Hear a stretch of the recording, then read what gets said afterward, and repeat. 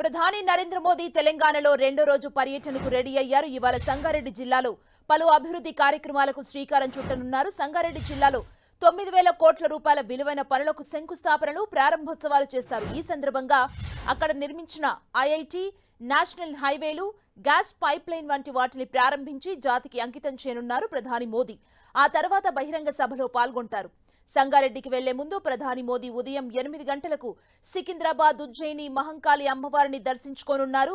మహంకాళి అమ్మవారికి ప్రత్యేక పూజలు చేయనున్నారు. అక్కడి నుంచి నేరుగా బేగంపేట్ ఎయిర్పోర్ట్ కు వెళ్లి అక్కడ 400 కోట్లతో నిర్మించిన పౌర విమానయాన పరిశోధనా సంస్థను ప్రారంభించనున్నారు. అక్కడి నుంచి 10 గంటల 45 నిమిషాలకు సంగారెడ్డి చేరుకోనున్నారు.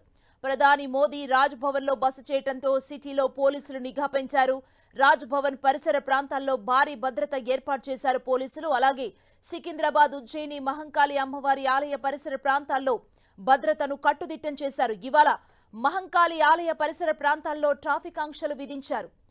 రాత్రి నుంచే Begumpet airport junction, Hyderabad public school flyover, green lands, Yashoda hospital మార్గంలో దారి మళ్లించారు. ఇవాళ ఉదయం 10 గంటల వరకు ఈ ట్రాఫిక్ డైవర్షన్ అమల్లో ఉండనుంది.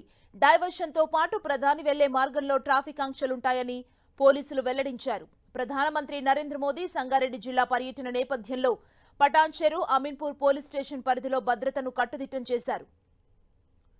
3 అంచెల భద్రతతో 2,000 మంది పోలీస్ సిబ్బందితో భద్రతా చర్యలు చేపట్టామని జిల్లా ఎస్పీ చెన్నూరి రూపేష్ వెల్లడించారు. అలాగే మోదీ మీటింగ్ వచ్చే ప్రజలకు, వాహనదారులకు ఎస్పీ పలు సూచనలు చేశారు. సభా స్థలికి 5 కిలోమీటర్ల పరిధిలో యాంటీ డ్రోన్స్ నిబంధన ఉంటుందన్నారు.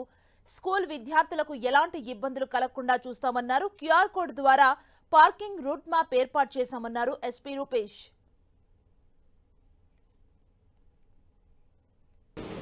సంగారెడ్డి జిల్లాకి ప్రధానమంత్రి నరేంద్ర మోడీ గారు విజిట్ ఉంది. పటాన్ చెరువులో ఈ ప్రోగ్రామ్ ఉంది కాబట్టి పటాన్ చెరువులో మీకు తెలుసు ఇది సిటీ, ఆల్మోస్ట్ సిటీ కాబట్టి మనకి చాలా ఇబ్బందులు ఉంటాయి. సో దాంతో కొన్ని ప్రజల సౌకర్యార్థం కొన్ని ఆంక్షలు విధించడం జరిగింది. అప్రోచ్ రోడ్స్లో నుండి వీటి నుండి ఔటర్ రింగ్ రోడ్కు రాకుండా వాళ్ళంతా ఎగ్జిట్ నెంబర్ 3 కానీ ఓఆర్ఆర్లో టోల్గేట్ 3, ఆ టోల్గేట్ 5 యూజ్ చేసుకోవాలి.